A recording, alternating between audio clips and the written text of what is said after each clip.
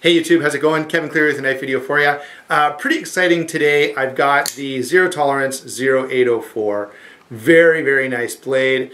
I will say this by way of introduction. This year's offerings from Zero Tolerance are the most exciting to me since I have been a fan of ZT. Okay. Normally, I might like one or two of the new knives that come out and that's about it. This year, really everything that they have I like. I don't love all of them to the point that I'm going to buy them. Especially there's one that's a little smaller and I'll probably, even though I love the design, I'll probably skip the really small one. I just can't think of which one it is. But you know, the 0220, the 0909, the 0095, great knives. I definitely want to check out all of those. I don't know when that'll happen, hopefully sometime within 2016, but they're expensive, right? So it's not that you can just be like, yeah, let's buy them all. But I gotta say, I love the overall lineup for this year. This one was, of course, especially cool to me because it's big. I love the size. I love it being blacked out. I love the carbon fiber and titanium. So really, really awesome. Gotta say, I'm a fan of all of that stuff. And so this knife, you know, is just right in my wheelhouse. I do feel like, you know, in terms of compared to last year, the knife I was probably most interested in was the 0452, the large Sinkovich knife there. And this is similar. It's a flipper only. It is carbon fiber and titanium, but I think this is actually an improvement because the handle is much more comfortable. And I've done some cutting with this, and I find for harder cutting tasks where you're really going to bear down, the larger handle is much more comfortable than the previous year's sort of large knife was. Okay, so I've got to say, big fan of the size and weight on this. And let me just tell you what that is.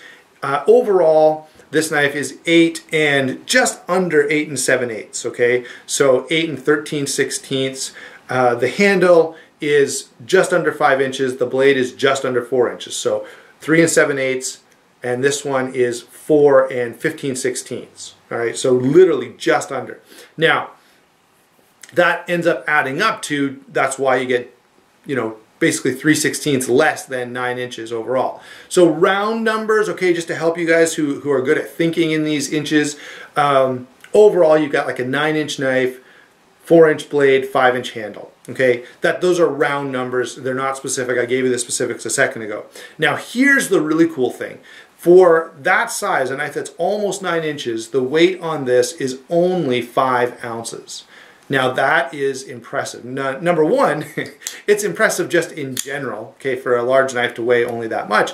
Number two, it's impressive for a Zero Tolerance. They often make heavier knives, and that's part of their, you know, overbuilt or built like a tank marketing deal. Right? So they've really done a great job on lightening this up. And part of that, of course, is the full carbon fiber. I've got to say this has always been to me a bit of a complaint with Zero Tolerance, is they do the stainless steel on one side under the carbon fiber or under G10. And I've always thought to myself, why don't they just scrap the stainless steel altogether, make it all G10 or make it titanium? You know, the Spyderco Southern, it was titanium and G10, but the scale under the G10 was titanium as well. So I think it's nice to see them do this kind of thing where it's solid carbon fiber. That's really, really awesome as far as I'm concerned. And it does lighten up the knife. Now, since I've already brought in one other knife, let's do some comparisons, because there are some other knives that I think don't necessarily compete with this. You might be interested in that, but they'll also give you kind of a good sense for where this lands in terms of size and shape, and you know, compare it to some knife you already own to kind of get a sense for whether or not you'll like it. First off, let's do the ZTs. So an obvious comparison would be the 0560. You know, similar in size, although the 560 is a little bigger, quite a bit heavier, right? Okay, so this is a heavier knife. This is definitely lighter, but you're getting almost the same amount of blade. Obviously, the blade designs are different on here, okay? So you've got a higher flat grind on the 804, and probably overall a slightly more robust blade on the 0560. 0560, by the way, is one of my favorite knives. Just love this thing. Ergonomics on them, the 0560 is just marginally better because of the 3D machining on it. So, and we've always, you know, often people have talked about that. Another knife that would be worth comparing, especially because this is such a standard size, okay, 8 1/4 inches has got to be one of the most common EDC blade sizes. So you can see that the 804 is larger. And maybe you don't like a larger knife, okay? Now, let me say this is heavier, okay? Noticeably heavier than the 804, which to me, I think is pretty neat that you're getting a larger knife here, more blade, more handle, and yet it weighs less. One other ZT, and this one's kind of got to be here because it's a Rexford design as well. This is the 808, this is the 804, both Todd Rexford designs. Now, this is a knife that I really like. I wish it was bigger, okay? I love the handle shape. I love the functioning of it. I love the blade shape. One of the things that you know, made me get this knife was that blade shape is so cool. But again, I do wish it was larger. Okay, so back to the 808. There are some ZT comparisons. Let me give you a Cold Steel Recon 1. Okay, very common knife. The Recon 1 is a little bit bigger.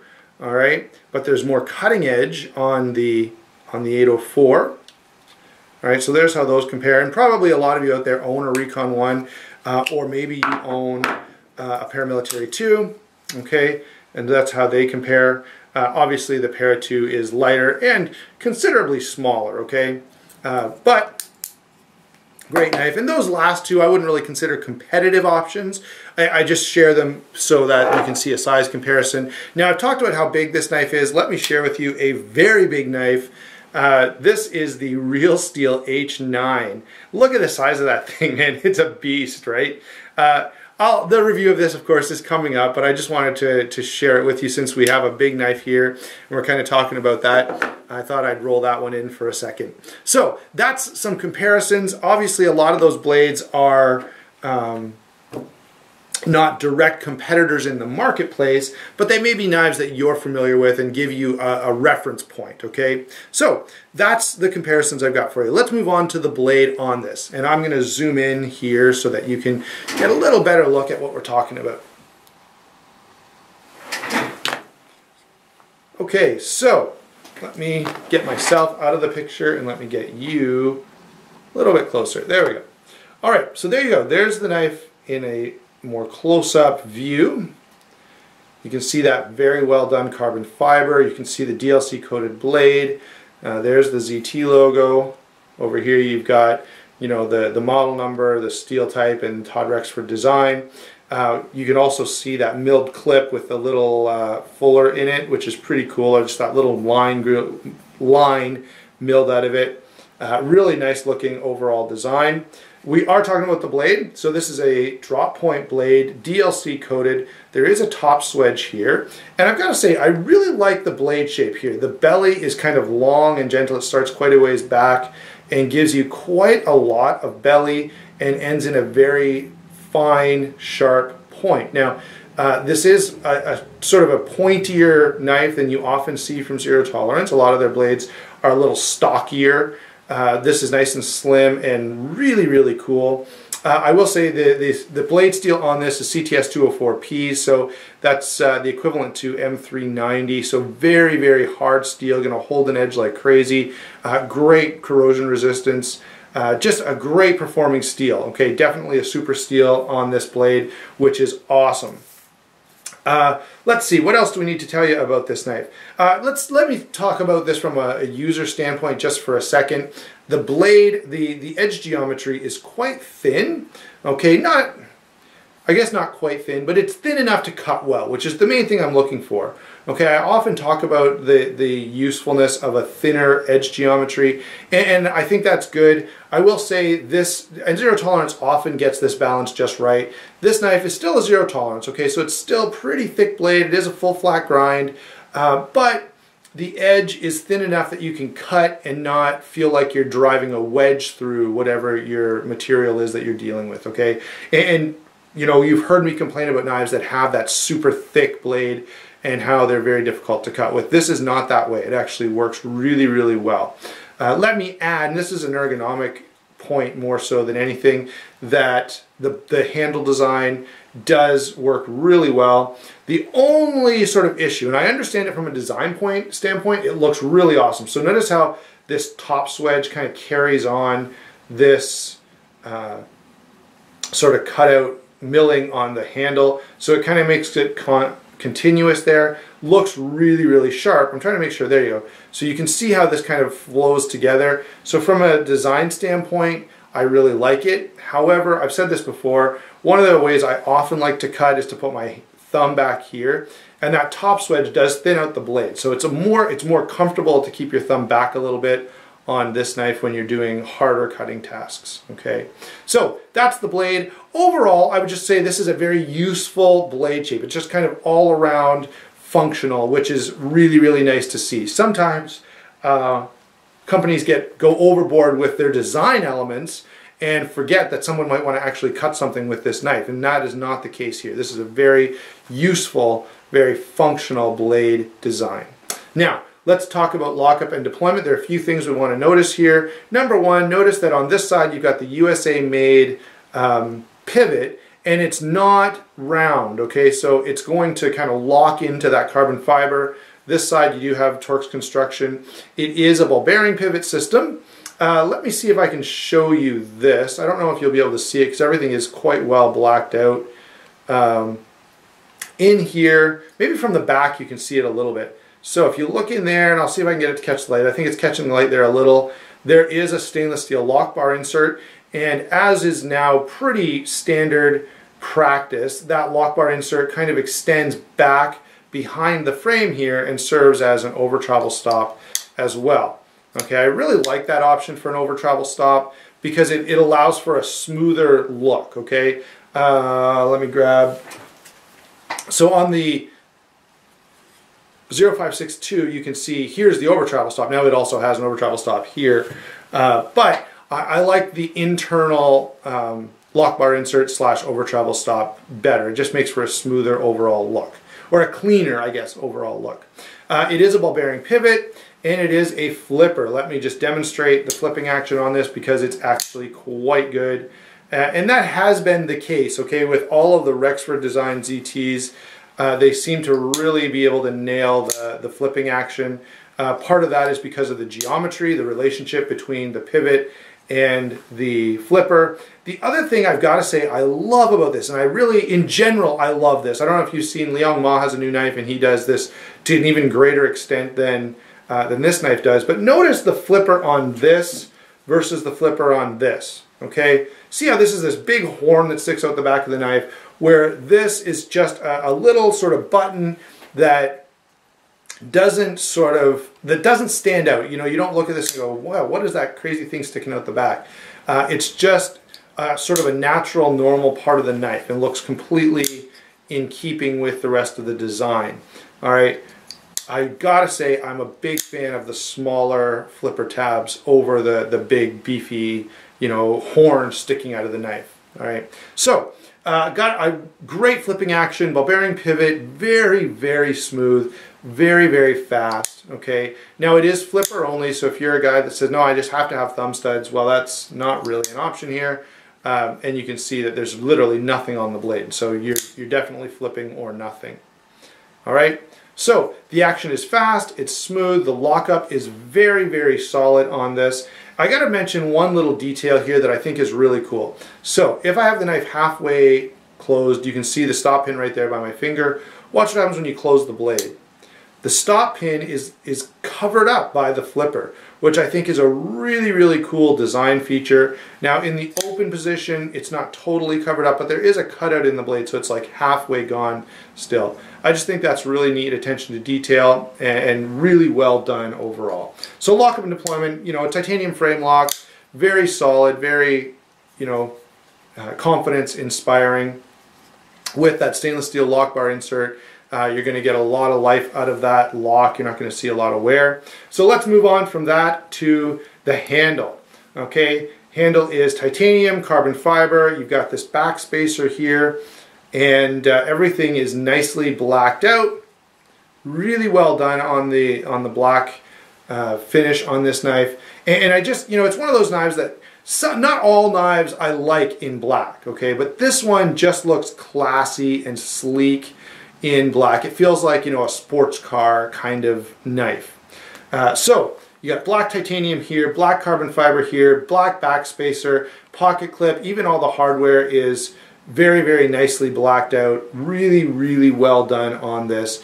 The only sort of break in that is the Zero Tolerance logo here and the USA made here. Now, I will say this, it would have been really cool if they had done something different with that. Like, go ahead and put ZT here, but put it in like a black reflective paint or something so it only shows up in certain light. I would have liked to see just a little more consistency out of the black. Same with the lettering here and here. If that lettering was there, but just in like maybe a different finish, it would have been really, really cool to see this just totally as black as night instead of having, you know, this all black knife and then bang, there's this brightly colored lettering. We're talking about the handle. Very, very comfortable handle. And this is one of the things that I have often talked about with you guys. I like it when the retention in hand is achieved by the shape, okay? And that's one of the things they've done really well. There's this gentle slope and a little bit of a hook here at the back so that the knife is not coming out of your hand this way. Then there's this nice deep choil here at the front so that, you know, you're really locked into this blade. You know, you could use this for whatever you need to use it for, no problems whatsoever. You may wonder, guys, why I'm still zoomed in. I usually zoom out to talk about the handle, and that's because of the last thing here that I want to show you, and that is the clip. Check out that pocket clip. It is milled titanium, and what is cool about it is reversible to left side or right side carry, tip up only. But what I love about this is that it's a milled clip that works as well as a spring clip, and that is rare, okay? Oftentimes when you get a milled titanium clip, and all of us have had this problem, we love the way it looks. It's totally, you know, just amazing looking, but when you go to put the knife in your pocket, you kind of go, although spring clips look a little cheaper, I kind of wish it had a spring clip, okay? Not so with this knife. This goes in and out of pocket extremely easily. Today I'm wearing pants that have an extra sort of layer at the pocket to allow for knife clips, and even with that thickness it still goes in and out really, in and out of pocket really well. Now I'll come back over here, zoom out, and give you my overall impressions, okay? If the camera wants to listen, there we go. Okay, so overall impressions on this knife. Really well made. They did a lot of things right. A couple little issues with sort of the aesthetics of the knife, but there's nothing that stands out as something I would complain about or dislike or say, oh, I wish they would do this differently. One other point I didn't mention, I got this knife, adjusted the pivot to the way I wanted it, and I always leave it for a few weeks just to see how long it takes for that pivot to loosen off. And it has not loosened off. I touched it one time at the beginning, and I've never adjusted the pivot again, and it's still, there's no blade play at all side to side. You guys, if you're knife guys, know how this works. Normally, you know, if you flip the knife all the time and you carry it for a while, after even a few days with some knives, you'll find that the pivot gets loose and you've got to tighten it up. So normally we do Loctite, right? I have no Loctite on this. I haven't had any on it in all the time that I've used it because I normally don't. I usually wait a couple weeks till it sort of breaks in, then set the pivot where I want it, then Loctite it, okay? Or then Loctite it and set the pivot. I have not had to do that at all with this, which means the action and the screw threads and all that must be really well done. Now eventually it may loosen off, okay, and I probably will Loctite at some point down the road, but I haven't needed to in about a month, okay, which is pretty cool. Overall, guys, this is a very well done knife. It really is. You know, you're getting features on this knife that you normally would not see. Now, you know, you're starting to see them now, but these are features that you would expect on a mid-tech or a custom, and the quality is there. It's just overall a great blade. And generally speaking, I think I can say this about Zero Tolerance, they tend to give you a level of quality, a level of fit and finish, a level of materials that, you know, are equivalent to mid-techs and custom knives, in some cases even better than mid-techs and or customs. Obviously, because they're factory produced, there are a few things you're not going to get, but Overall, Zero Tolerance does a good job in the value department, even at the $280 price point, which is, I know, high, okay? But think of the fact that you're getting a super steel, you're getting milled titanium clip. This is a really, really good offering. And if you would like something, you know, maybe you don't want to spend the $500 or $600 on a mid-tech or a custom, you want something though that's pretty high-end, this is a great offering, because in addition to those cool features, you're also getting a knife that's extremely functional, that's extremely comfortable in hand, that's going to hold an edge like crazy. You know, and this could really be a one knife only for the rest of your life, okay? Definitely be a high-end carry, but very, very good. Overall, I have no major complaints about this. I really like pretty well everything about it. Now, I would expect, now one thing I think would be cool is if they offered this knife in maybe a satin blade, for those of you who don't like DLC, or even for me, who just, I tend to like that offering where you can do either or.